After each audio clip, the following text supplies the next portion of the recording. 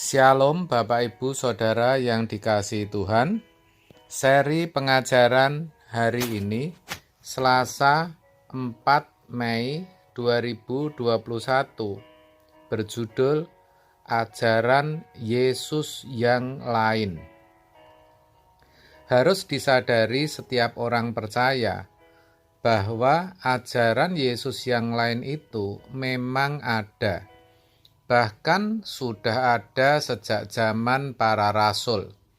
Hal itu tertulis dalam 2 Korintus 11 ayat yang keempat.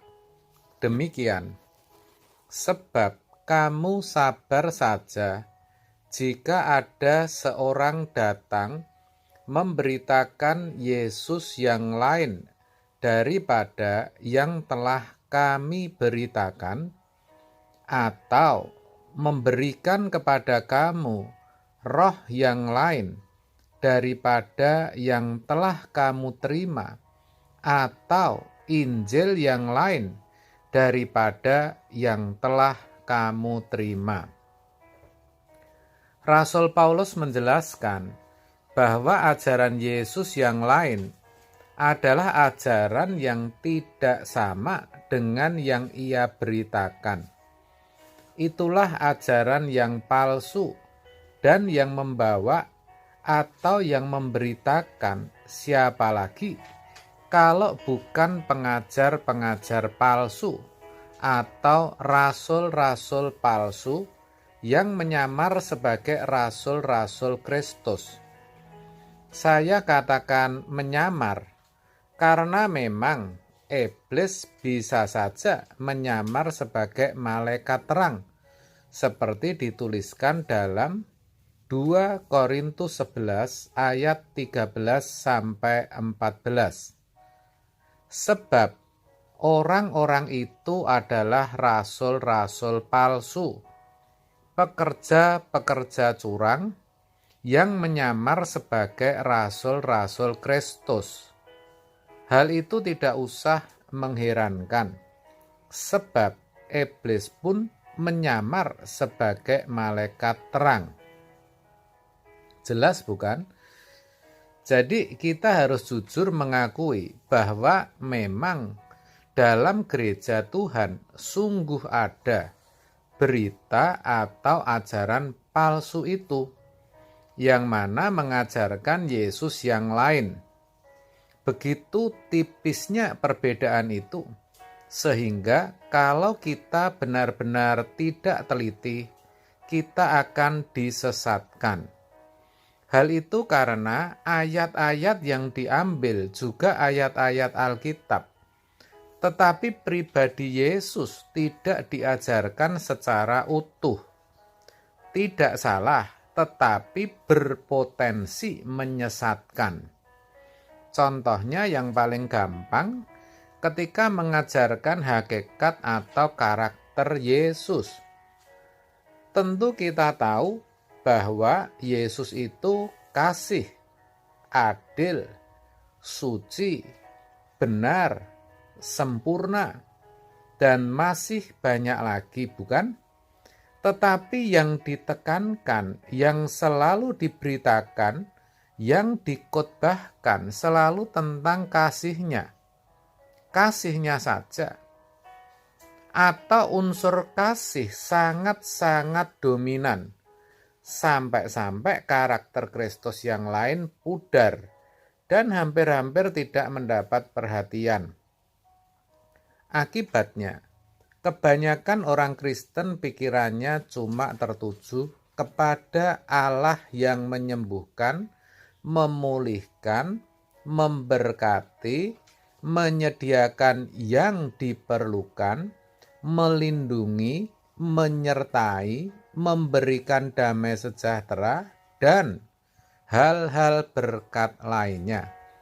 Dan tanpa sadar telah mengarahkan hidup kepada pasivitas, yaitu hanya meminta karena percaya pasti diberi, padahal kan belum tentu.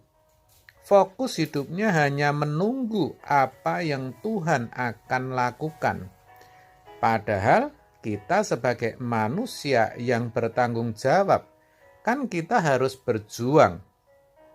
Yang ada di pikirannya, Tuhan pasti mengampuni, sehingga cenderung membuat tidak hati-hati dalam tindakan dan perbuatannya. Padahal Tuhan adalah juga Tuhan yang keras dan adil, yang menghukum orang yang bersalah. Memang enak kalau memiliki Tuhan yang berkarakter kasih saja, tetapi sesungguhnya kan tidak demikian. Dituliskan dalam Roma 11 ayat 22. Sebab itu perhatikanlah kemurahan Allah dan juga kekerasannya. Dikatakan juga kekerasannya. Artinya Tuhan itu keras, saudara. Yaitu kekerasan atas orang-orang yang telah jatuh. Tetapi atas kamu kemurahannya, yaitu jika kamu tetap dalam kemurahannya. Jika tidak, perhatikan, kamu pun akan dipotong juga. Jelas kan? Contoh yang lain, ajaran Yesus yang asli mengajarkan atau mendorong orang untuk hidup dalam kesucian dan kesempurnaan. Sedangkan ajaran Yesus yang lain mengajarkan yang penting baik, tidak melakukan tindak kejahatan, tidak membunuh, tidak mencuri, dan tidak berzina. Itu sudah cukup. Juga ajaran Yesus yang lain jarang menyerukan yang namanya pikul salib. Sebaliknya, orientasinya selalu bagaimana menjadikan orang kaya dalam hal jasmani, bagaimana orang bisa memperoleh mujizat, yang mana sebenarnya hal itu sama dengan praktek perdukunan yang dibungkus rapi dengan sebagian kebenaran. Mirip sekali bukan? Tipis kan bedanya? Karena ajaran Yesus yang lain kan sepertinya benar, baik, dan membuat hidup yang nyaman. Tetapi sesungguhnya tidak sesuai dengan Injil yang murni yang diberitakan Yesus dan yang disebarluaskan para rasul waktu itu.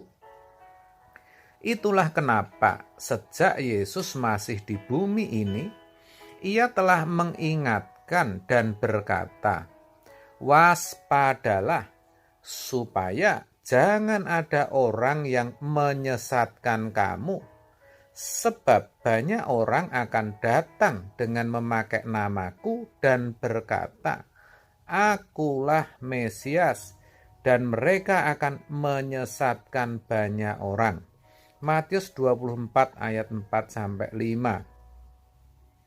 Dan yang perlu ditekankan di sini bahwa Alkitab juga mengatakan kalau orang menaruh pengharapan kepada Yesus hanya untuk hidup ini saja, maksudnya hanya untuk mendapatkan berkat-berkat jasmani selama orang itu berada di dunia, maka orang itu adalah orang yang celaka.